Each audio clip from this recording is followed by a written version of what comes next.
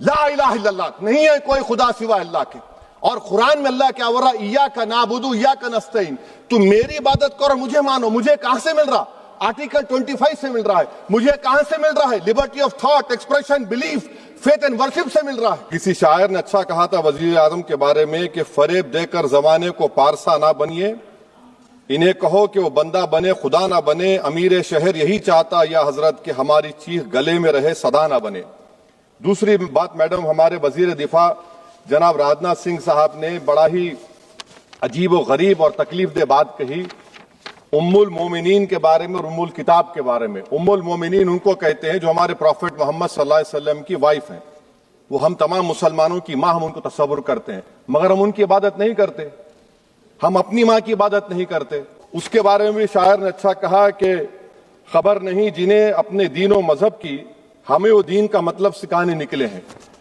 سمویدھان کا جو پریامبل ہے وہ کیا کہتا ہے؟ Liberty of thought, expression, belief, faith and worship.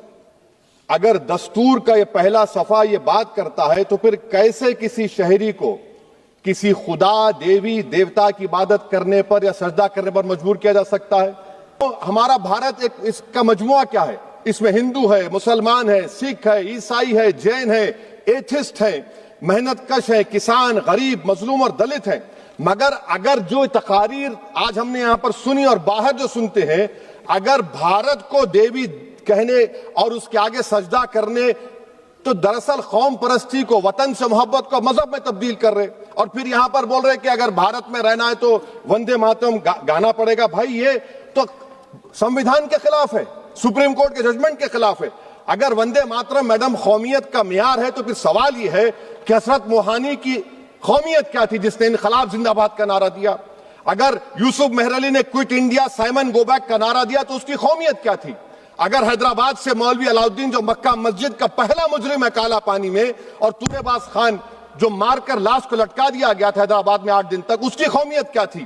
اگر عنایت اللہ کافی جو جہاد کا فتویٰ انگریزوں کے خلاف دیا مراد آباد میں، جب ان کو 2 دن میں پھانسی کی سزا دی گئی، اور جب پھانسی کی سزا کے بعد جا رہے ہیں تو عنایت اللہ مولانا کافی کی زبان پر کیا تھا؟ وہ رسول اللہ ہمارے پروفٹ کی نعت پڑھ رہے تھے. کیا پڑھ رہے تھے؟ کوئی گل باقی رہے گا نہ چمن رہ جائے گا، پر رسول اللہ کا دین حسن رہ جائے گا. تو ان کی قومیت کیا تھی؟ مالٹا کی جیل میں محمود الحسن، حسین احمد مدنی 6 مہینے مالٹا کی جیل کی گراؤنڈ میں پڑے رہے، ان کی قومیت کیا تھی؟ علامہ فضل حق خیر آبادی کا وہ سل کالا پانی کا پکار کر ان سے پوچھ رہا ہے جو وہیں پر مر گئے، خبر وہاں پر ہے، بتاؤ میری قومیت کیا تھی؟ میڈم میں ایک مسلمان ہوں، میں اسلام کو ماننے والا باوقار انسان ہوں، اور میرے مذہب کی بنیادی تعلیم توحید ہے. مسلمان ہونا، ہمارے ایمان میں ملک کی محبت بیچ میں نہیں آتی، اور ملک سے محبت ہے اور رہے گی ہمیشہ، کیونکہ یہ عظیم قربانیاں یہاں پر شامل ہیں جنہوں نے جنگ آزادی میں حصہ نہیں لیا. آج اگر وہ وطن کی محبت کا درس دیں گے تو بڑا غلط ہوگا. مجھے وطن سے بے انتہا محبت ہے میڈم، اور انشاءاللہ ہمیشہ رہے گی.